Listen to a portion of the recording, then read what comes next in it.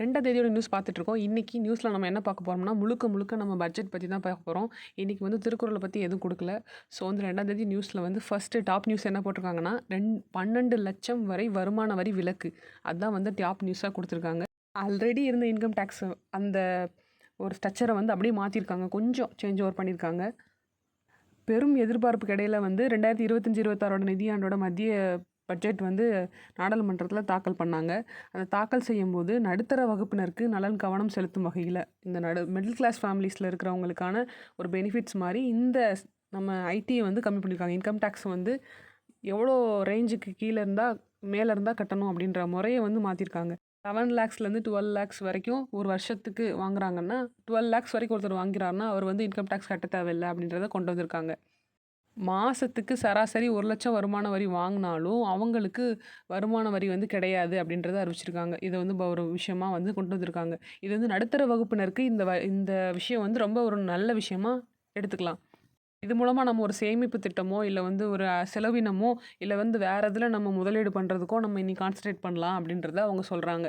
இந்த மாதிரி middle class ஃபேமிலிஸ்க்கு இது பெனிஃபிட்ஸாக இருக்கும் அப்படின்னு கொண்டு வந்திருக்காங்க. அப்புறம் பார்த்தீங்கன்னா வந்து இப்போ படிநிலைகள் அப்படின்னு சொல்லிட்டு கொண்டு வந்திருக்காங்க. சப்போஸ் வந்து 12,00,000க்கு மேலே எவ்வளோ அமௌண்ட் வந்து இன்க்ரீஸ் ஆகுதோ அதுக்கேற்ற மாதிரி ஒரு அவங்க வந்து பெர்சன்டேஜ் வந்து மாற்றி போட்டு ஒரு புது ஸ்ட்ரக்சர்ஸ் கொடுத்துருக்காங்க. அது என்னன்னு கீழே ஒரு டேப்லேஷனில் கொடுத்துருக்காங்க இல்லையா? 4,00,000 வரைக்கும் இருந்தால் அவங்களுக்கு வரி கிடையாதாம்மா. 4லேருந்து 8,00,000க்கு மேலே ஆச்சுன்னா ஒரு 5%, 8லேருந்து 12ன்னா ஒரு 10%, 12லேருந்து 16ன்னா ஒரு 15%, 16லேருந்து 20 அப்படின்னு பார்த்தீங்கன்னா வந்து ஒரு 20% அப்படின்னு ஒவ்வொரு ஸ்டேஜுக்கும் பெர்சன்டேஜ் போட்டிருக்காங்க. இதுதான் வந்து மாற்றியமைக்கப்பட்ட வருமான வரி விதிகள். ஆண்டு வருமானம் ரூபாய் 12,00,000க்கு மேலே 12,00,000க்கு மேலே நீங்கள் வர்ற அடுத்தடுத்து எவ்வளோ வாங்குறீங்களோ அதை பொறுத்து அவங்க வரி போட்டிருக்காங்க. இதான் அந்த டேப்லேஷன். நெக்ஸ்ட்டு பார்த்தீங்கன்னா அடுத்து என்ன கொடுத்துருக்காங்கன்னா, இப்போ வந்து முக்கியமான அம்சங்கள்லாம் என்ன அப்படின்னு கொடுத்துருக்காங்க. ஃபர்ஸ்ட் வந்து பார்த்தீங்கன்னா, இப்போ வேளாண்மை, குறு, சிறு, நடுத்தர தொழில்கள்லாம் செய்கிறாங்க இல்லையா? அவங்க வந்து ஏற்றுமதியை அதிக வளர்ச்சி கொண்டு வரணுன்றதுக்காக பட்ஜெட்டில் வந்து சிறப்பு அம்சங்கள்லாம் கொண்டு வந்திருக்காங்களாம். அப்புறம் 100 மாவட்டங்களை செலக்ட் பண்ணி அந்த 100 மாவட்டங்களில் உற்பத்தியை பெருக்கிறதுக்காக பிரதமரின் தன் தானியா வேளாண்மை திட்டம் அப்படின்ற ஒரு திட்டத்தை புதுசாக இன்ட்ரடியூஸ் பண்ணியிருக்காங்க. இது முக்கியமான பாயிண்ட். அதில் வந்து 1.7 கோடி விவசாயிகள் வந்து பயனடைவார்கள் இந்த திட்டத்து மூலமாக அப்படின்னு சொல்கிறாங்க. இப்போ வந்து தன் தானியா அப்படின்னா என்னன்னு பார்ப்போம். தன் தானிய கிருஷி யோஜனா அப்படின்னு சொல்கிறாங்க. இந்த முக்கிய நோக்கம் என்னன்னு பார்த்தீங்கன்னா, விவசாயிகளின் விவசாய உற்பத்தியை அதிகரிப்பதன் மூலம் அவர்களின் மேம்பாடு. இது 2மே விவசாய உற்பத்தியை அதிகப்படுத்தணும், அவங்களோட மேம்பாட்டு அது மூலமாக கிடைக்கணும் அவங்களுக்கு அப்படின்னு சொல்கிறாங்க. விவசாயிகளுக்கு தரமான விதைகள் மற்றும் உரங்களை வழங்குவதன் மூலம் நீர்ப்பாசனத்தையும் அதிகரிக்கவும் அந்த நிலத்தை வந்து வளமாக்குறாங்க. என்னென்ன ஒரு நிலம் இருக்குன்னா அந்த நிலத்துக்கு என்னெல்லாம் தேவையோ அது எல்லாமே கொடுப்போம் அப்படின்னு சொல்கிறாங்க இந்த திட்டத்துக்கு மூலமாக. இலக்கு வந்து பார்த்தீங்கன்னா 1.7 கோடிக்கு அதிகமான விவசாயிகள் வந்து இது மூலமாக பலனடைவாங்க. அது பலனடையணுன்றது தான் இலக்கே. இதுக்கு சிறப்பு தகுதி எதுவும் இல்லை. தேர்ந்தெடுக்கப்பட்ட 100 மாவட்டங்களில் எல்லா விவசாயிகளுக்குமே இந்த பலன்கள் வந்து கிடைக்கும் அப்படின்னு சொல்கிறாங்க தேர்ந்தெடுக்கப்படுறது. ஸோ இதான் வந்து தன் தானிய கிருஷி யோஜனா அப்படின்னு சொல்கிறாங்க. நெக்ஸ்ட் வந்து பார்த்தீங்கன்னா துவரம்பருப்பு, உளுந்தம்பருப்பு இந்த மாதிரி பருப்பு வகைகள் எல்லாம் வந்து தற்சார்பாக இயங்கணும், அதுக்காக உற்பத்தியை வந்து பெருக்கணும்னு சொல்கிறாங்க. மெயினாக நம்ம அதிகமாக வெளியிருந்து வாங்கிட்டுருக்கோம். நம்மளே அதை வந்து இனி மேக் இன் இந்தியாவை கொண்டு வரோம்னு சொல்கிறாங்க. அப்புறம் சிறு குறு நடுத்தர தொழிலாளர்களுக்கு வந்து கடன் வந்து அதிகப்படுத்துகிறாங்க. 10 கோடியாக வந்து அதை அதிகரிக்கிறாங்க. 5 கோடிலேருந்து 10 கோடிக்கு அதிகரிக்கிறாங்க. அப்புறம் இந்தியாவில் தயாரிங்கள் அப்படின்னு சொல்கிறாங்க இல்லையா? மேக் இன் இந்தியா இந்த திட்டத்தில் வந்து மேலும் விரிவுபடுத்தி சிறு நடுத்தர பெருந்தொழில்களில் வந்து உள்ளடக்கிய ஒரு தேசிய உற்பத்தி இயக்கம் வந்து தொடங்கப்படும் சொல்லியிருக்காங்க. எல்லாத்தையும் மொத்தமாக சேர்த்து இது வந்து செப்டம்பர் 2016 வந்த திட்டம். இது மேக் இன் இந்தியா. இது மூலமாக வந்து இந்தியாவிலே நம்ம தயாரிக்கிறோம். அதுதான் விஷயமே. நம்ம வெளியேருந்து வாங்குறது எல்லாமே நம்ம இந்தியாவிலே மேக் பண்ணணுன்றது தான் இந்த திட்டத்தோட நோக்கமே. அதான் மேக் இன் இந்தியா. 2016 வந்துச்சு இந்த திட்டம். இது என்னென்னா இப்போ பூஸ்டப் பண்ணுறாங்க. எல்லாம் மொத்தமாக சேர்த்து ஒரே சிறு குறு நடுத்தர எல்லா ஆண்டர்பிரனரையும் மொத்தமாக சேர்த்து கொண்டு வந்த திட்டம் தான் இப்போ கொண்டு வர போகிறோம்ன்றாங்க. 25 செப்டம்பர் 2016 வந்து இந்த திட்டம் கொண்டு வந்தாங்க. அது அந்த டேட் வந்து முக்கியமானது. நெக்ஸ்ட் வந்து பார்த்தீங்கன்னா நெக்ஸ்ட் என்ன கொடுத்துருக்காங்க அது முடிஞ்சிச்சு. அப்புறம் பார்த்தீங்கன்னா அடுத்த 5 ஆண்டில் வந்து அரசு பள்ளிகளில் 50,000 அடல் டிங்கரிங் சோதனை கூடங்கள் வந்து அமைக்க போகிறாங்களாமா. ஃபஸ்ட்டு 500 கோடி செலவில் வந்து முதலீட்டில் கல்விக்கான செயற்கை நுண்ணறிவு ஏஐ எஜுகேஷ்னல் ஏஐ சிஸ்டம் இப்போ வந்து ஆர்டிஃபிஷியல் இன்டெலிஜென்ஸ் அதிகமாகிட்டே இருக்குல்ல எல்லா ஃபீல்ட்லேயும். அதில் இப்போ கல்விக்காக ஒரு ஏஐ வந்து அதுக்கான தனியாக ஒரு லேப் ஃபெசிலிட்டி இருக்குன்னு வைங்களேன். அது இன்னும் நல்லா சிறப்பாக இருக்கும் இல்லையா? அதுக்காக கொண்டு வந்திருக்காங்க. ஸோ வந்து மொத்தமாக 500 கோடி முதலீட்டில் கல்விக்கான ஒரு செயற்கை நுண்ணறிவு சிறப்பு மையம் வந்து வைக்கிறாங்க அப்படின்றத சொல்லியிருக்காங்க. நெக்ஸ்ட் வந்து பார்த்தீங்கன்னா கிக் பயணியாளர் அடையாள அட்டை பெறுவார்கள். ஷரம் போர்ட்டல் பதிவு செய்து கொள்ளலாம். பிரதமர் மக்கள் ஆரோக்கிய திட்டத்தின் கீழ் சிகிச்சை பெறலாம் அப்படின்னு போட்டிருக்காங்க. இப்போ வந்து பிரதமரின் நேஷ்னல் ஹெல்த் மிஷன் சொல்கிறாங்க இல்லையா? அதில் வந்து அவங்களுக்குன்னு தனியாக ஒரு ஐடி கார்டு மாதிரி கொடுத்து அந்த ஐடி கார்டில் அவங்களோட டீட்டெயில்ஸ்லாம் என்ட்ரி பண்ணுற மாதிரி அதுக்கேற்ற மாதிரி அவங்களுக்கு ட்ரீட்மெண்ட் கொடுக்குற மாதிரி ஒரு திட்டத்தை வந்து கொண்டு வர போகிறதா சொல்கிறாங்க. அது வந்து பிஎம் ஹெல்த் மிஷன் அப்படின்னு ஒரு மிஷன் இருக்குது. அந்த மிஷன் மூலமாக அதை கொண்டு வரலான்னு கொடுத்துருக்காங்க. இது ஆல்ரெடி அறிவிச்சிருந்தாங்க. நம்ம ஆயுஷ்மான் பாரத் திட்டம் இருக்கு இல்லையா? அந்த திட்டமும் இதோட ஒரு பகுதி தான். இந்த ஒரு ஐடி கார்டு மாதிரி கொடுத்து அதில் எல்லா டீட்டெயில்ஸுமே இருக்கும் நம்மளோட. இப்போ ஒரு ஐடி கார்டு இருக்குன்னா அதில் வந்து நம்மளோட எல்லாமே நம்ம பிளட் குரூப்லேருந்து நம்ம என்ன மெடிசின் எடுத்துக்கிறோம், கடைசியாக என்ன ஆப்ரேஷன் பண்ணோம், இப்படி எல்லா விஷயமும் அதில் இருக்கும். அந்த நம்பர் நம்ம இப்போ டைப் பண்ணோம்னா நம்ம சிஸ்டத்தில் அது நம்மளை பற்றி எல்லாமே வந்துடும். அது அந்த மாதிரி ஒரு ஐடி கார்டு வந்து எல்லாத்துக்குமே தரப்போகிறோம் அப்படின்றத ஆல்ரெடி அறிவிச்சிருக்காங்க. இப்போ அது செயல்பாட்டு கொண்டு வர போகிறோம்னு சொல்லியிருக்காங்க. வளர்ச்சி மையங்களான நகரங்கள் அப்படின்ற ஒரு திட்டத்தில் 1,00,000 கோடி நகர்ப்புற சவால் நிதியம் இன்ஃப்ராஸ்ட்ரக்சரை மேம்படுத்த போகிறாங்க. நெக்ஸ்ட்டு 20,000 கோடி முதலீட்டுடன் சிறிய வகை ஈனு விலைகள் வந்து கொண்டு வர போகிறதா போட்டிருக்காங்க. ஆராய்ச்சி மற்றும் மேம்பாட்டுக்கு அணுசக்தி இயக்கம். அதாவது இந்த நம்ம கல்பாக்கம் அந்த மாதிரியெல்லாம் பெரிய பெரிய உலைகள் இருக்கு இல்லையா? அணு உலைகள் இருக்கு இல்லையா? அதே மாதிரி ஒரு சின்ன ஒரு செட்டப்பில் வந்து அவங்க கொண்டு வர போகிறாங்களாமா. அதுக்கு வந்து 20,000 கோடி வந்து அவங்க அதுக்கு தனியாக இன்வெஸ்ட் பண்ணியிருக்காங்க. நம்ம சென்ட்ரல் கவர்மெண்ட் அதை வந்து ஒரு முன்னெடுப்பு திட்டமாக வந்து அதை கொண்டு வர போகிறதா அறிவிச்சிருக்காங்க. ஸோ வந்து கல்பாக்கம் மாதிரி ஒரு சின்ன செட்டப்பில் இருந்துச்சுன்னா எப்படி இருக்கும்? அதை வந்து அவங்க முன்னிலைப்படுத்துகிறாங்க. கொண்டு வரலாம் அப்படின்னு சொல்லிட்டு ப்ரிஃபரன்ஸ் கொடுக்குறாங்க. அப்புறம் வந்து பார்த்திங்கன்னா இப்போ ப்ரைவேட் செக்டாரோட பார்ட்டிசிபேஷனோட நிறைய ஆராய்ச்சிகளை வந்து புதுசாக கண்டுபிடிக்கிறதுக்கான முயற்சிக்கு 20,000 கோடி வந்து ஒதுக்கியிருக்காங்க நிதி. நியூ இனோவேஷன்ஸ் வந்து ஆராய்ச்சி பண்ணி அதை கண்டுபிடிக்கிறதுக்காக ஒதுக்கியிருக்காங்க அந்த 20,000 கோடி. அப்புறம் காப்பீட்டுக்கான வெளிநாட்டு நேரடி முதலீடு வரம்பு 74% இருந்தது. இப்போ 100% அதை அதிகரிச்சிருக்காங்க. இன்டர்நேஷ்னல் இன்சூரன்ஸ் நமக்கு வந்து நேரடியாக கிடைக்கிறது வந்து 74% இருந்ததை 100% அதிகப்படுத்தணும்னு சொல்லி பண்ணியிருக்காங்க. அப்புறம் பல்வேறு சட்டங்களில் உள்ள 100க்கு அதிகமான பிரிவுகளை குற்றமற்றதாக மாற்றுவதற்கு மக்கள் விசுவாச மசோதா 2.6 அறிமுகம் செய்யப்படும். ஸோ இதை வந்து சர்ச் பண்ணி பாருங்கள், இது என்னன்னு தெரிஞ்சுக்கோங்க. நெக்ஸ்ட் வந்து பார்த்திங்கன்னா புதுப்பிக்கப்பட்ட வருமான வரி கணக்கு தாக்கலுக்கு காலவரம்பு வந்து 2 ஆண்டுகள் இருந்தது. அதை 4 ஆண்டுகளாக வந்து அதிகரிச்சிருக்காங்க. இப்போ வந்து ஒருத்தர் வந்து ஐடி ஃபார்ம் வந்து ஃபைல் பண்ணாமல் இருக்காருன்னா இன்னும் வந்து அதை கட்டலை அப்படின்னா ஒரு 2 வருஷம் அதுக்கு டைம் கொடுப்பாங்க. அதை வந்து இப்போ 4 வருஷத்துக்காக எக்ஸ்டெண்ட் பண்ணியிருக்காங்க. அப்போ அவரோட ஐடி ஃபார்ம் வந்து ஃபைல் பண்ணி 4 வருஷத்துக்கான டைம் பீரியடுக்குள்ளே அவர் கட்டிக்கலாம், எப்போ வேணாலும் கட்டிக்கலாம். அதை வந்து எக்ஸ்டெண்ட் பண்ணியிருக்காங்க. 2லேருந்து 4க்கு அதை அதிகப்படுத்தியிருக்காங்க. அது ஒரு நியூஸ். அடுத்து வந்து வருவாயில் வரி பிடிப்பு செய்து அந்த காலதாமதம் செய்கிறது வந்து ஒரு குற்றமாக வந்து இருந்துச்சு. இனிமேல் அது குற்றமற்றதாக வந்து மாற்றப்படும் அப்படின்னு கொடுத்துருக்காங்க.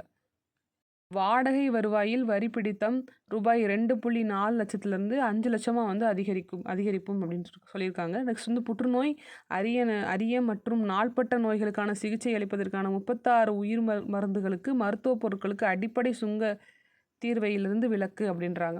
இப்போ என்னென்னா நமக்கு வந்து இப்போ இந்த டேப்லெட்ஸ்லாம் இருக்கு இல்லையா? முக்கியமான டேப்லெட்ஸ் அப்படின்னு சொல்லப்படுற ஒரு 36 மருந்துகளுக்கு வந்து ஜிஎஸ்டி வந்து தளர்த்திருக்காங்க. ஜிஎஸ்டி வருமானம் அந்த வரி வந்து குறைச்சிருக்காங்க. அதான் கொடுத்துருக்காங்க. ஏன்னா முக்கியமாக அதில் சுங்க வரி சேர்ப்பாங்க இல்லையா? கஸ்டம்ஸ் டியூட்டிஸ் இருக்குன்னு சொல்லுவாங்க இல்லையா? அதை வந்து மொத்தமாக இல்லைன்னு சொல்லிட்டாங்க. கஸ்டம்ஸ் இல்லை. ஸோ வந்து ஜிஎஸ்டி கம்மியாகுது, இல்லைன்னு இல்லை, கம்மியாகுது. அப்புறம் மாநிலங்களுக்கு 1.5 லட்சம் கோடி வந்து வட்டி இல்லாத கடனை வந்து கொடுக்குறாங்களாமா. உள்கட்டமைப்பு வசதி, அப்புறம் வந்து அது இல்லாமல் அந்த மாநிலத்தை மேம்படுத்துறதுக்காக அவங்க இந்த மாநிலவைங்களுக்கு கடன் வசதி கொடுக்குறாங்களாமா. அப்புறம் எதெல்லாம் வந்து விலை குறையும், எதெல்லாம் வந்து பொருட்கள் விலை கூடி இருக்குன்றதை போட்டிருக்காங்க. என்ன விலை குறையும்னு பார்த்தீங்கன்னா கைபேசிகள், உயிர்காக்கும் மருந்துகள், தங்கம், வெள்ளி பொருட்கள், அப்புறம் மின்சார வாகன பேட்டரிகள், 12 முக்கிய கனிமங்கள், கடல்சார் பொருட்கள், கோபால்ட் பொருட்கள், எல்இடி பல்ப், அந்த இது 40,000 அமெரிக்க டாலர்கள் சுமார் 34 லட்சம் அல்லது 30,000 சிசிக்கு அதிகமான எண் ஜூன் திறனுடன் இறக்குமதி செய்யப்பட்ட கார்கள். இந்தந்த அளவுகள் அப்படின்னு சொல்லி மென்ஷன் பண்ணியிருக்காங்க. அப்புறம் 1600 சிசிக்கு மிகாத என்ஜின் திறனுடன் இறக்குமதி செய்யப்பட்ட இருசக்கர வாகனங்கள், டூ வீலரோ. அப்புறம் மின்னணு பொம்மைகளின் பாகங்கள், ஆபரண பொருட்கள் மற்றும் பாகங்கள், இதெல்லாம் வந்து விலை குறையுது. விலை கூடுறது வந்து என்னென்னு பார்த்தீங்கன்னா ஸ்மார்ட் மீட்டர், சோலார் செல்கள், இறக்குமதி செய்யப்பட்ட காலணிகள், இறக்குமதி செய்யப்பட்ட மெழுகுவர்த்திகள், மெழுகுதிரி, இதெல்லாம் வந்து விலை வந்து அதிகரிக்குது. பிவிசி ஃப்ளக்ஸ் ஷீட் மற்றும் பேனர், இதெல்லாம் வந்து விலை அதிகரிக்குதுன்னு மெயினாக சொல்லியிருக்காங்க. நெக்ஸ்ட் என்னென்னு பார்ப்போம். நெக்ஸ்ட்டு பார்த்தீங்கன்னா எந்தெந்த துறைகளுக்கு எவ்வளோ ஒதுக்கியிருக்கான்றதை டீட்டெயிலாக கொடுத்துருக்காங்க. ஒரு சின்ன சின்ன பாக்ஸாக பிரித்து கொடுத்துருக்காங்க சென்ட்ரல் பேஜில். ஃபர்ஸ்ட் வந்து என்ன கொடுத்துருக்காங்கன்னா ஜல்ஜீவன் திட்டம். நேற்று பார்த்துருந்தோம் நம்ம ஜல்ஜீவன் திட்டத்தை பற்றி. அந்த திட்டத்துக்கு 2028 வரை நீடிச்சிருக்காங்க. இப்போ என்னென்னா இந்த திட்டம் வந்து 2024ஆம் ஆண்டு செயல்படுத்த இலக்கு வந்து நிர்ணயிச்சிருக்காங்க. 2024க்குள்ளே நம்ம முடிச்சிடணும் அப்படின்னு ஒரு இலக்கை ஃபிக்ஸ் பண்ணியிருக்காங்க. பட் இப்போ வந்து அதை எக்ஸ்டெண்ட் பண்ணி 2028 வரைக்கும் கொண்டு போயிருக்காங்க. திட்டத்தில் வந்து 67,000 கோடி வந்து நிதி ஒதுக்கியிருக்காங்க. 24-25 பட்ஜெட்டில் வந்து இந்த திட்டத்தில் வந்து முதல்ல 70,162.90 கோடி வந்து ஃபஸ்ட்டு சொல்லிவிட்டு அப்புறம் ஒரு 22 கோடியை குறைச்சிட்டு அவங்க வந்து மென்ஷன் பண்ணியிருக்காங்க. இந்த திட்டம் மெயினாக வந்து எதுக்கு அப்படின்னு பார்த்தீங்கன்னா எல்லா கிராமத்துக்கும் குழாய் நீர்கள் வந்து கொடுக்கணும் அப்படின்றதுக்காக தான். எல்லா கிராம குடியிருப்பு பகுதியிலையும் குழாய் மூலமாக நீர் வழங்குறதுக்கான திட்டம் தான் ஜல் ஜீவன் திட்டம். அதை ஃபஸ்ட்டு புரிஞ்சுக்கணும். அதை 2028 வரைக்கும் நீடிச்சிருக்காங்க. நெக்ஸ்ட்டு பெண்கள் குழந்தைகள் நல அமைச்சகத்துக்கு 26,889 கோடி வந்து ஒதுக்கியிருக்காங்க. இதில் நிறைய வந்து சின்ன சின்ன நியூஸ்லாம் நிறைய பார்க்கணும். திட்டம் போஷான் 2.0 மற்றும் சகுஷம் அங்கன்வாடி திட்டத்துக்கான அதிகபட்சமாக 21,960 கோடி வந்து ஒதுக்கப்பட்டிருக்கு அப்படின்னு மென்ஷன் பண்ணியிருக்காங்க. இதில் வந்து வடகிழக்கு பிராந்தியம் மற்றும் குறிப்பிட்ட சில மாவட்டங்களை சேர்த்து 8 கோடி அதிகமாக வந்து குழந்தைகள் இருக்காங்க. அதில் 1 கோடி கர்ப்பிணி பெண்கள் இருக்காங்க. அதில் 20 லட்சம் சிறுமிகளுக்கு ஊட்டச்சத்து ஆதாரம் வந்து இந்த திட்டம் மூலமாக கிடைக்கும் அப்படின்னு சொல்லியிருக்காங்க. பெண்களுக்கு அதிகாரம் அளிப்பதற்காக சக்தி திட்டத்துக்கு 3,150 கோடியும், பணி செய்யும் பெண்கள் தங்குமிட வசதிகளுக்கு, குழந்தைகளை கவனிக்கும் மையங்களுக்கு ஆகியவற்றை உள்ளடக்கி சாமர்த்தியா திட்டம் அதுக்கு வந்து 2,521 கோடி ஒதுக்கியிருக்காங்க. அப்புறம் ஒருங்கிணைந்த வத்சல்யா திட்டத்துக்கு குழந்தைகள் பாதுகாப்பு திட்டமாக வந்து 1,500 கோடியும், பெண் குழந்தைகளை பாதுகாக்கிறதுக்கு சம்பல் திட்டத்துக்கு 629 கோடியும் ஒதுக்கியிருக்காங்க. இதில் வந்து நிர்பயா திட்டத்துக்கு 30 கோடி தனியாக ஒதுக்கியிருக்காங்க. தேசிய மகளிர் ஆணையம், தேசிய குழந்தைகள் உரிமை பாதுகாப்பு ஆணையத்துக்கு முறையே 28, 25 நிதி ஒதுக்கியிருக்காங்க. இப்படி பல்வேறு பழங்குடியின மக்கள் சமுதாய பொருளாதார மேம்படுத்துறதுக்கு திட்டத்துக்கு 2 திட்டத்துக்கு கீழே 195 கோடி ஒதுக்கியிருக்காங்க. இப்போ வந்து ஃபஸ்ட்டு மெயினான திட்டங்கள் இதுலேயே நிறையா சொல்லிட்டாங்க என்னென்னு மெயின் பண்ணி. இதில் சொல்லாத விஷயங்கள் முக்கியமான திட்டங்கள் இருக்குது. ஃபஸ்ட்டு போஷான் திட்டம், 2 சக்தி திட்டம், அதுக்கப்புறம் வந்து வத்சல்யா திட்டம், அப்புறம் நிர்பயா திட்டம். இந்த 4 திட்டமும் முக்கியமான திட்டம். சக்தி திட்டம் இதில் கொடுத்துட்டாங்க. சக்தி மாதிரி இன்னொரு திட்டம் இருக்குது. என்ன திட்டம்னு அதை பார்த்துடலாம். என்னென்னு பார்க்கலாம். ஃபஸ்ட் சக்ஷியம் அங்கன்வாடி மற்றும் போஷன் 2.0 அதில் பிப்ரவரி 2021 தொடங்கப்பட்டது.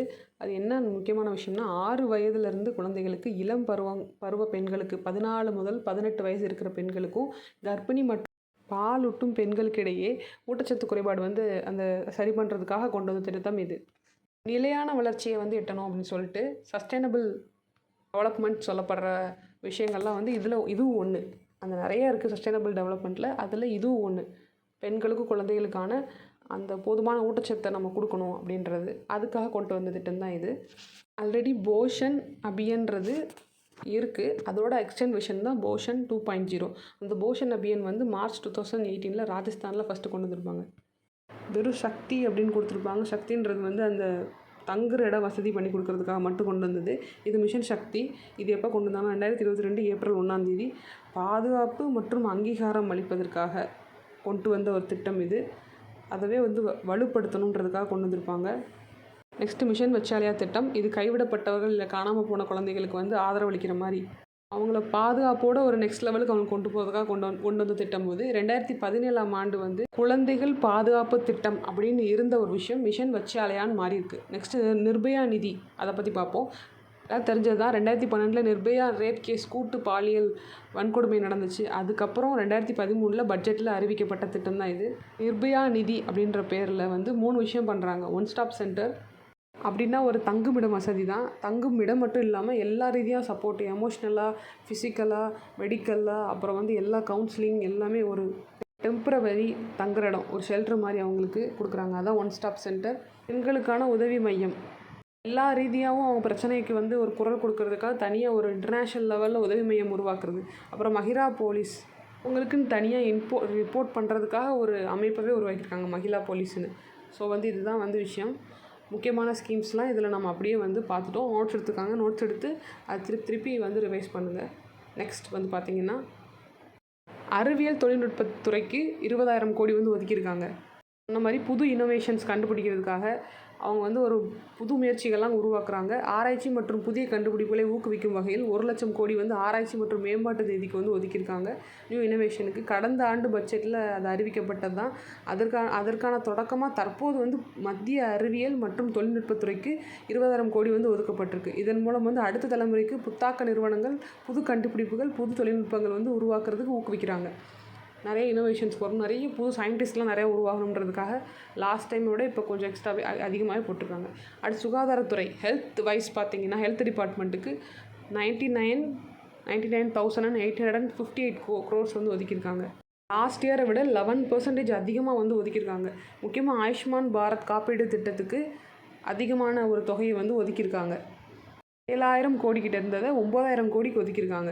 தொலைபேசி மூலமாக மனநல ஆலோசகர் ஒரு கன்சல்டேஷன் வழங்குறதுக்காக அதுக்கு தனியாக ஒரு காசு ஒதுக்கியிருக்காங்க. இப்போ அடுத்து வந்து இப்போ பண்ண போகிறது என்னென்னா, அந்த ஐடி கார்டு உருவாக்குறது தான் அவங்களோட மெயினான டார்கெட்டாக இருக்குது. நெக்ஸ்ட்டு வேளாண் துறைக்கு வந்து பார்த்திங்கன்னா 1.71 லட்சம் கோடி வந்து ஒதுக்கியிருக்காங்க. கடன் வந்து பார்த்திங்கன்னா 5 லட்சமாக உயர்த்தியிருக்காங்க.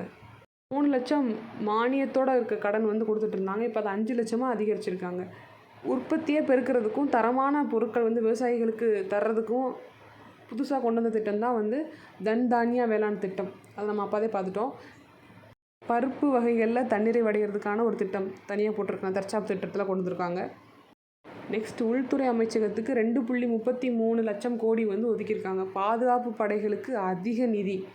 இப்போ வந்து உள்துறை என்னென்ன அப்படின்னு பார்த்தீங்கன்னா நிறைய செக்டார்ஸ் இருக்குது. அதில் முக்கியமாக வந்து பாதுகாப்பு துறைக்கு அதிகமாக வந்து ஒதுக்கியிருக்காங்க. சிறைகளை நவீனப்படுத்துவதற்கு மட்டும் 300 கோடி ஒதுக்கியிருக்காங்க. சிஆர்எஃப் பிரிவு, அப்புறம் வந்து பார்த்திங்கன்னா உளவுத்துறை, நெக்ஸ்ட்டு என்டிஆர்எஃப் அப்படின்னு சொல்லப்படுற அந்த பிரிவு, ஜம்மு காஷ்மீருக்கு தனியாக அப்படின்னு சொல்லிட்டு தனித்தனியாக வந்து பிரிச்சுருக்காங்க அமௌண்ட்லாம். மெயினாக வந்து பார்த்திங்கன்னா மக்கள் தொகை கணக்கெடுப்பு வந்து நடத்த போகிறாங்க. அதுக்கான நிதி வந்து தனியாக ஒதுக்கியிருக்காங்க. அது மெயினான விஷயம். ஸோ மக்கள் தொகை கணக்கெடுப்பு வந்து நடக்க போகுது. நெக்ஸ்ட்டு வடகிழக்கு பிராந்திய மேம்பாடு அமைச்சகத்துக்கு 5,915 crores வந்து ஒதுக்கியிருக்காங்க. அதில் உதான் திட்டம் அப்படின்ற ஒரு விஷயத்தை பேசியிருக்காங்க. உதான் திட்டம் வந்து என்னென்னு பார்த்தீங்கன்னா, விமான நிலைய விரிவாக்கமும், அப்புறம் வந்து நிறைய வந்து அதிகமான ஒரு போக்குவரத்தை வந்து இணைக்கிறதும், விமான நிலையத்துக்கு விமான போக்குவரத்தில் ஒரு இணைப்பும், விமான நிலையத்தை விரிவுபடுத்துறதுக்காக கொண்டு வந்தது. இப்போ வடகிழக்கு நார்த் ஈஸ்டர்ன் சைடில் இருக்கிற அந்த ஸ்டேட்ஸ்லாம் வந்து என்ன பண்ணுறாங்கன்னா, யூரியா தயாரிக்கிற ஆலை 3 முக்கியமான ஆலை வந்து கவர்மெண்ட் திறந்துருக்காங்க. அந்த ஆலை மூலமாக வந்து நம்ம யூரியா தயாரிக்கல தன்னிறைவு அடைஞ்சிருக்கோம் அப்படின்னு சொல்கிறாங்க. இத்துடன் அஸ்ஸாமில் ஆண்டுக்கு 12.7 லட்சம் மெட்ரிக் டன் திறன் கொண்ட புதிய ஆலையை வந்து நிறுவப்படும் அப்படின்னு அறிவிச்சிருக்காங்க. எங்கேன்னா அஸ்ஸாமில் புதுசாக ஒரு ஃபேக்ட்ரி வந்து திறக்க போகிறாங்க, யூரியா ஃபேக்ட்ரி. 3,992 கோடி வந்து ஒதுக்கியிருக்காங்க ஆயுஷ்மான் அமைச்சகத்துக்கு. தேசிய மூலிகை செடி வாரியத்துக்கு 18.59 கோடி ஒதுக்கியிருக்காங்க. அறிவியல் ஆராய்ச்சி கவுன்சிலிங், ஆயுர்வேத அறிவியல் ஆராய்ச்சி கவுன்சிலிங்க்கு தனியாக ஒதுக்கியிருக்காங்க. அப்புறம் ஹோமியோபதி, யுனானி அப்படின்னு தனித்தனியாக அந்த ஆயுஷ்மானில் இருக்கிற அத்தனை ஃபீல்டுக்கும் கொடுத்துருக்காங்க. அப்புறம் கலாச்சார அமைச்சகத்துக்கு 3,360 கோடி. வெளியுறவு அமைச்சகத்துக்கு 20,516 கோடி கொடுத்துருக்காங்க. நெக்ஸ்ட்டு பார்த்திங்கன்னா, உச்சநீதிமன்ற கட்டட விரிவாக்கத்துக்கு 123.75 கோடி வந்து ஒதுக்கியிருக்காங்க. பாதுகாப்புத்துறைக்கு 6.81 லட்சம் கோடி வந்து ஒதுக்கியிருக்காங்க. பாதுகாப்புக்கு மூலதன செலவினம் அப்படின்னு அதை வரிசையாக கொடுத்துருக்காங்க பாருங்களேன். புதிய ஆயுதங்களை வாங்குறதுக்கு, போர்க்கப்பல் வாங்குறதுக்கு, இராணுவ தளவாடங்கள் வந்து ஒரு அமைச்சுக்கிறதுக்கு, இதுக்கெல்லாம் சேர்த்து வந்து ஒதுக்கியிருக்காங்க.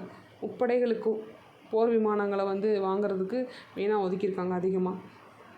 நெக்ஸ்ட்டு ஒரு சின்ன பாக்ஸில் என்னென்ன டிபார்ட்மெண்ட்டுக்கு எவ்வளோ என்னென்ன துறைக்கு என்னென்ன எவ்வளோன்னு கொடுத்துருக்காங்க. அதை கொஞ்சம் அப்படியே பார்த்து வச்சுக்காங்க. டிஎன்பிஎஸ்சியில் இதெல்லாம் கேள்வியாக வந்திருக்கான்னு கேட்டிங்கன்னா வந்திருக்கு. இந்த இந்த துறைக்கு எவ்வளோ ஒதுக்குனாங்கன்ற கேள்வி வந்திருக்கு. பட்ஜெட்டில் ஒதுக்குனாங்கன்னு தமிழ்நாடு சார்ந்து வந்திருக்கு. நம்ம வந்து சென்ட்ரல் கவர்மெண்ட்டு பார்த்து வச்சுக்கிறது நல்லது. புதிய வருமான வரி மசோதா வந்து தாக்கல் பண்ண போகிறாங்க. அது விரைவில் வந்து நாங்கள் நாடாளுமன்றத்தில் வந்து தாக்கல் செய்வோம் அப்படின்றத ஒரு அறிவிப்பையும் பட்ஜெட்டில் அறிவிச்சிருக்காங்க. அது வந்து கொஞ்சம் வித்தியாசமாக இருக்க போது, அது எப்படி இருக்க போதுன்னு தெரில. அது தாக்கல் பண்ணால் தான் நமக்கு தெரியும். நெக்ஸ்ட் வந்து அந்த ₹1 வச்சு சொல்லுவாங்க இல்லையா, எந்தெந்த இது எவ்வளோ வந்துச்சுன்னு, செலவு எவ்வளோ வந்துச்சு, வரவு எதுலேருந்து வந்துச்சு சொல்லுவாங்கள்ல. தனிநபர் வருமான வரியிலேருந்து 22% நமக்கு கிடச்சிருக்கு. அதே மாதிரி கடன்கள் பார்த்திங்கன்னா 24% வந்திருக்கு வரவு. கடன் வாங்கி நம்ம வச்சுருக்கோம். தனிநபர் வருமான வரியிலேருந்து வச்சுருக்கோம். அப்புறம் நிறுவன வரியிலேருந்து வச்சுருக்கோம். சரக்கு மற்றும் சேவை வரிகள்லேருந்து 18%, காலால் வரியிலேருந்து 5%, சுங்க வரியிலேருந்து 4%, வரி சாராத வருவாயிலேருந்து 9%. ஸோ வந்து மொத்தமாக பார்த்திங்கன்னா வரியிலேருந்து தான் வருது, டேக்ஸ்லேருந்து தான் நமக்கு அதிகமாக பணம் வருது. அப்போது ஒரு நாடு இயங்குறதுக்கு டேக்ஸ் தான் ரொம்ப தேவையானதாக இருக்குது. செலவு வந்து பார்த்திங்கன்னா வாங்கின கடனுக்கு வட்டி கட்டுறதுக்கு 20%, மாநிலங்களுக்கு பகிர்றதுக்கு 22%, பாதுகாப்புத்துறைக்கு ஒதுக்கீடு 8%, மத்திய அரசு திட்டங்களுக்கு 16%, மத்திய அரசின் நிதியுடன் கூடிய திட்டங்களுக்கு 8%, நிதி ஆணையம் இதர பரிமாற்றங்களுக்கு 8%, மானியத்துக்கு 6%, ஓய்வூதியத்துக்கு 4%, இதர செலவினத்துக்கு 8%.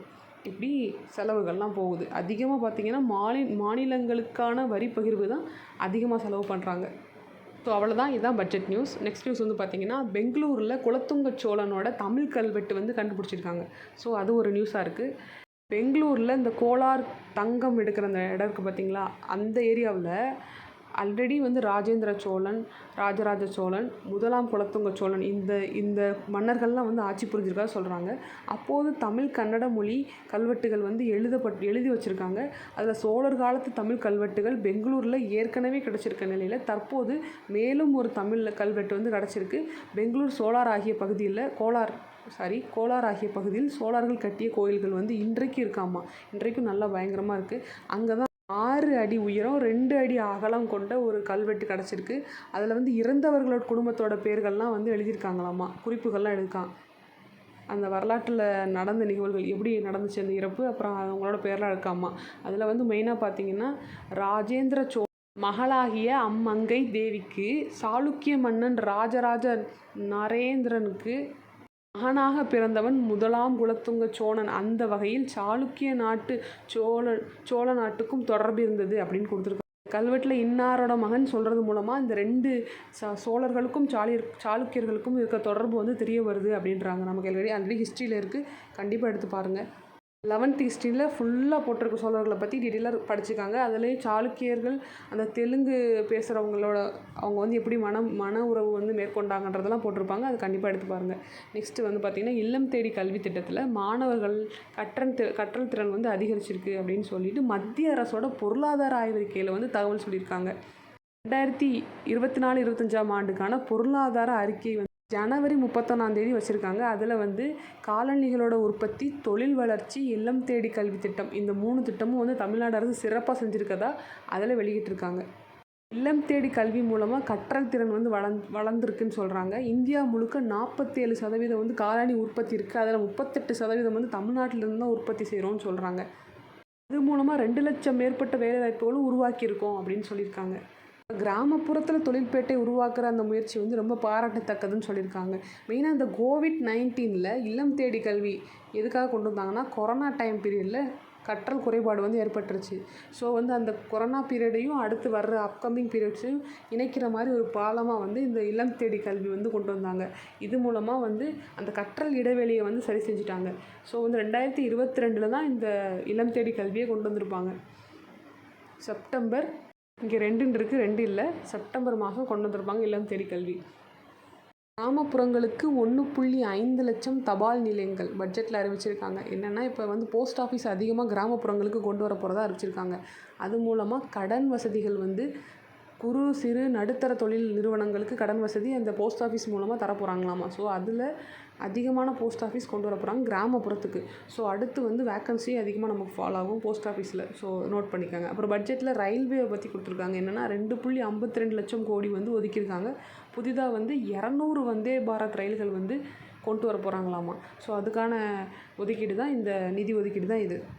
அப்புறம் உடான் திட்டம் அப்போவே சொன்னது. அது 10 ஆண்டுகளில் 4 கோடி பயணிகள் வந்து பயணிக்கிற அளவு வந்து அந்த போக்குவரத்து வசதி அதிகப்படுத்த போகிறாங்களாம். அடுத்து சிறுபான்மையினர் நலத்துறைக்கு அமைச்சகத்துக்கு 3350 கோடி ஒதுக்கியிருக்காங்க. அப்புறம் ஜனவரியில் ஜிஎஸ்டி வந்து பார்த்திங்கன்னா 1.96 லட்சம் கோடி அதிகமாக இருக்கிறத விட அதிகமாக வந்திருக்கு. ஆல்ரெடி பார்த்த நேஷ்னல் கேம்ஸ் 8வது தேசிய விளையாட்டுப் போட்டியில் தமிழகத்துக்கு 1 வெள்ளி 3 வெண்கலம் கிடச்சிருக்கு நேற்று. அதை பற்றின ஒரு நியூஸ். நெக்ஸ்ட்டு வந்து பார்த்திங்கன்னா நம்ம பிபிசியோட விருதுகள் அது 3 பேருக்கு விருது கொடுத்துருக்காங்க மெயினாக. யாருன்னா பும்ரா, நெக்ஸ்ட் வந்து பார்த்திங்கன்னா அஸ்வின், 3வது வந்து பார்த்திங்கன்னா female cricket player Smriti Mandhana. இவங்க 3 பேர்த்துக்கு மெயினாக கொடுத்துருக்காங்க. நெக்ஸ்ட்டு வந்து பார்த்திங்கன்னா சச்சினுக்கு வாழ்நாள் சாதனையாளர் விருது கொடுத்துருக்காங்க. பிபிசியோட விருதுகள் இதெல்லாம். அப்புறம் வருஷம் நடக்கிற கேலோ இந்தியா திட்டத்துக்கு 350 கோடி ஒதுக்கியிருக்காங்க. நெக்ஸ்ட் நியூஸ் பார்த்திங்கன்னா முன்னாள் முதல்வர் ஓமத்தூர் ராமசாமி ரெட்டியார் பிறந்தநாள். அதை வந்து எல்லா தலைவர்களும் வந்து மரியாதை செலுத்தியிருக்காங்க. அவர் யார் அப்படின்னு பார்த்தீங்கன்னா first CM of Madras presidency. விடுதலைக்கு அப்புறமா மெட்ராஸ் மாகாணத்தோட முதல் சிஎம் இவர் தான். இவர் வந்து ஆஃப்டர் இண்டிபெண்ட் இவர் தான் இருந்திருக்கார். ஃபர்ஸ்ட்டு 2 வருஷத்துக்கு இருந்திருப்பார். ஆக்சுவலி இவர் வந்து ஒரு விடுதலை போராட்ட வீரர், விடுதலை போராட்ட தியாகி இவர். அடுத்து வந்து காங்கிரஸ்லேருந்து அப்படியே வந்து சிஎம் ஆயிருப்பார். காங்கிரஸோட கட்சியிலேருந்து தான் சிஎம் ஆயிருப்பார். ஸோ வந்து அதுதான் சிறப்பு. மெயினான விஷயம்னு பார்த்தீங்கன்னா இவர் என்ன செஞ்சுருப்பார் அப்படின்னு பார்த்தீங்கன்னா தேவதாசி முறை அப்படின்னு சொல்லப்படுற அந்த விஷயத்தை வந்து அபாலிஷ் பண்ணுறதுக்கு அவரோட பங்களிப்பும் இருக்கும். Next reservation. இப்போ வந்து பிசியோட ரிசர்வேஷன், பேக்வேர்ட் கிளாஸ் அந்த பிசிக்கான ரிசர்வேஷனும் எஸ்சிஎஸ்டிக்கான ரிசர்வேஷனும் அப்போ வந்து வேணும்னு சொல்லி அதுக்கான ஒரு முன்னெடுப்பு அவர் எடுத்திருப்பார். அதுலேயும் இவரோட பங்களிப்பு வந்து இருக்குது. ஸோ அதுவும் ஒரு மெயினான விஷயம். நெக்ஸ்ட்டு வந்து பார்த்திங்கன்னா இவரோட டைம் பீரியட் எந்த வருஷத்துலேருந்து எந்த வருஷம் வரைக்கும் இருந்தாருன்னு நம்ம தெரிஞ்சுக்கணும் இல்லையா. 1947 விடுதலை கிடச்சதுலேருந்து 1949 வரை 2 வருஷத்துக்கு மார்ச்லேருந்து ஏப்ரல் வரை இருப்பாருங்க. 2 வருஷத்துக்கு இருப்பார் சிஎம்மாக. ஸோ வந்து இதுதான் வந்து இவரை பற்றின விஷயங்கள். நெக்ஸ்ட்டு வெம்பக்கோட்டை அப்படின்ற இடத்துல வட்ட சில்கள் வந்து கிடச்சிருக்கு. விருதுநகர் மாவட்ட வெம்பக்கோட்டை அருகே உள்ள விஜயகரிசல்குளம் மேட்டுக்காடு அப்படின்ற பகுதியில் 3ஆம் கட்ட அகழாய்வு பணி வந்து நடந்திருக்கு. அந்த 3ஆம் கட்ட அகழாய்வில் நிறைய விஷயம் கிடச்சிருக்கு. தங்க நாணயம் கிடச்சிருக்கு, செப்பு காசல் கிடச்சிருக்கு, சுடுமண் பொம்மைகள், உருவ பொம்மைகள், சதுரங்க ஆட்டக்காய்கள், கண்ணாடி மணிகள், வட்ட சில்கள், சங்கு வளையல்கள் இதெல்லாம் கிடச்சிருக்கு. மொத்தம் 3280க்கு மேற்பட்ட தொல்பொருட்கள் வந்து கண்டெடுக்கப்பட்டது. அதில் மெயினாக வந்து 13 வட்ட சில்கள் இப்போ ரீசெண்டாக கண்டுபிடிச்சிருக்காங்க. இது மூலமாக என்ன தெரிய வருதுன்னா அந்த காலத்தில் வந்து பொழுதுபோக்குக்கு எவ்வளோ முக்கியத்துவம் கொடுத்துருக்காங்கன்றது தெரிய வருது அப்படின்னு சொல்லி ஒரு சின்ன நியூஸாக கொடுத்துருக்காங்க. ஸோ வந்து இந்த வெம்பக்கோட்டை எங்கே இருக்குது அப்படின்னு பார்த்தீங்கன்னா விருதுநகர் மாவட்டத்தில் இருக்குது, ஞாபகம் வச்சுக்காங்க. ஸோ இதான் வந்து 2ஆம் தேதியோட நியூஸ். இதுதான் மெயினாக ஃபுல் ஃபோக்கஸ் வந்து பட்ஜெட் தான். தேங்க்யூ.